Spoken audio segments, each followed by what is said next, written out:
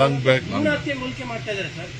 ಭ್ರೂಣ ಹತ್ಯೆ ಹೋಲಿಕೆ ಮಾಡ್ತಾ ಇದ್ದಾರೆ. ಪ್ರೈಮ್ ಮಿನಿಸ್ಟರ್ ಕಾಂಗ್ರೆಸ್ ಭ್ರೂಣ ಹತ್ಯೆ ಮಾಡಿಬಿಟ್ಟು ಅಯ್ಯಪ್ಪ ಅದಕ್ಕೆ ಡಬಲ್ ಸ್ಟ್ಯಾಂಡರ್ಡ್ ಅಂತ ನರೇಂದ್ರ ಮೋದಿ ಅವರಿಗೆ ಸಾಮಾಜಿಕ ನ್ಯಾಯದ ಪರ ಇಲ್ಲ. ಅವರು ಸಾಮಾಜಿಕ ನ್ಯಾಯದ ಪರ ಇಲ್ಲ. ಇದ್ದಿದ್ರೆ ಬಹಳ ಹಿಂದಿನ ಮಾಡ್ಬೋದು. ಎಷ್ಟು ವರ್ಷ ಆಯ್ತು ಅವರು ಅಧಿಕಾರಕ್ಕೆ ಬಂದು? 12 ವರ್ಷ ಆಯ್ತಲ್ಲ. ಯಾಕೆ ಇಲ್ಲಿವರೆಗೆ ಮಾಡಲಿಲ್ಲ?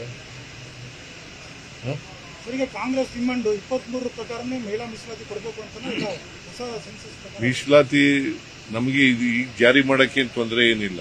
23 ಪ್ರಕಾರನೇ ಅದು 23 ಪ್ರಕಾರ ಮಾಡಿ ಅಂತ ನಾವು ಹೇಳ್ತೀವಿ.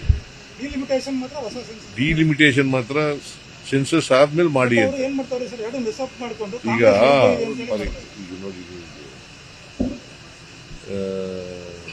50% ಅಂತ ಮಾಡಿದ್ದಾರೆ. 50% ಎಲ್ಲ ರಾಜ್ಯಗಳಲ್ಲಿ ಹೆಚ್ಚು ಮಾಡ್ತೀವಿ. ಸಪೋಸ್ UP ಕರ್ನಾಟಕ, UPನಲ್ಲಿ ಎಷ್ಟಾಗುತ್ತೆ? 120 ಆಗುತ್ತೆ, 42 ಆಗುತ್ತೆ. ಸೊ ನಮಗಿಂತ ಜಾಸ್ತಿ ಎಷ್ಟಾಗುತ್ತೆ ಅವರು?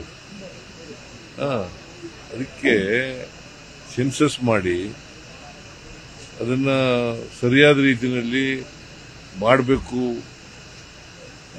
ರಿಸರ್ವೇಷನ್ ಮಾಡುವಾಗ ಎಲ್ರಿಗೂ ಸಮಾನವಾಗಿ ಹಂಚತಕ್ಕಂಥ ಕೆಲಸವನ್ನು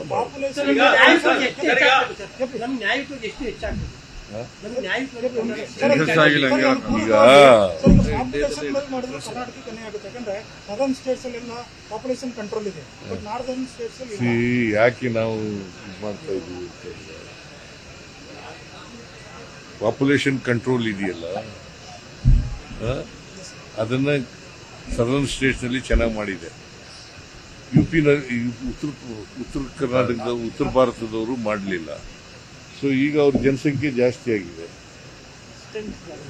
ಅವರು ನ್ಯಾಚುರಲಿ ಅವ್ರಿಗೆ ಅನುಕೂಲ ಆಗುತ್ತೆ, ನಮ್ಗೆ ಅನಾನುಕೂಲ ಆಗುತ್ತೆ. ಬಿಜೆಪಿಯವರು ಹೇಳ್ತಾ ಮುಂದಿನ ದಿನಗಳಲ್ಲಿ ದೇಶದ ಮಹಿಳೆಯರು ಕಾಂಗ್ರೆಸ್ಗೆ ಪಾಠ ಕಲಿಸುವಂತ ಕೆಲಸ ಮಾಡ್ತಾರೆ ಅಂತೇಳಿ ಮೋದಿ ಆದಿಯಾಗಿ ಎಲ್ಲರೂ ಹೇಳ್ತಾರೆ. ರಾಜಕೀಯ ಮಾಡ್ತಾ ಇದ್ದಾರೆ. ಮೋದಿಯವರು ರಾಜಕೀಯ ಮಾಡ್ತಾ ಇದ್ದಾರೆ. ಅವ್ರಿಗೂ ಈಗ 23ರಲ್ಲಿ ಪಾಸ್ ಆಯ್ತಲ್ಲ, ಆಗ್ಲೇ ತಂದಿದ್ರೆ ಯಾರ ವಿರೋಧ ಮಾಡ್ತಿದ್ರು? Women reservation. ಇದನ್ನ ವುಮೆನ್ ರಿಸರ್ವೇಷನ್ ಮತ್ತು ಡಿಲಿಮಿಟೇಷನ್ ಒಟ್ಟಿಗೆ ಯಾಕೆ ತಗೊಂಡ್ಬಂದ್ರು? ಕಾನ್ಸ್ಟಿಟ್ಯೂಷನ್ ತಿದ್ದುಪಡಿ ಯಾಕೆ ಮಾಡೋದಕ್ಕೆ ಹೋದ್ರು? ನೋಯಿಂಗ್ ಫುಲ್ಲಿ ವೆಲ್ 2/3 ಇಲ್ಲ ಅಂತ ಅವ್ರಿಗೆ ಗೊತ್ತಿದ್ದು ಕೂಡ ಯಾಕೆ ಮಾಡಿದ್ರು? ಯಾರಿಗೆ? ಸಾಮಾಜಿಕ ನ್ಯಾಯಕ್ಕೆ ವಿರುದ್ಧ ಅವರು.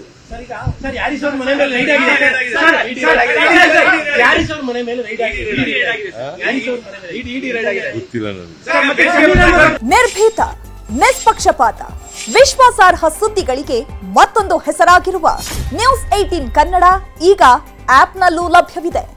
ದಯವಿಟ್ಟು ಇಲ್ಲಿರುವ QR ಕೋಡ್ ಸ್ಕ್ಯಾನ್ ಮಾಡಿಕೊಂಡು ಆಪ್ ಡೌನ್ಲೋಡ್ ಮಾಡೋದಕ್ಕೆ ಮರಿಬೇಡಿ. ನಿಮ್ಮ ಬೆಂಬಲ ಹೀಗೆ ಸದಾ ನಮ್ಮೊಂದಿಗಿರಲಿ. ಧನ್ಯವಾದ.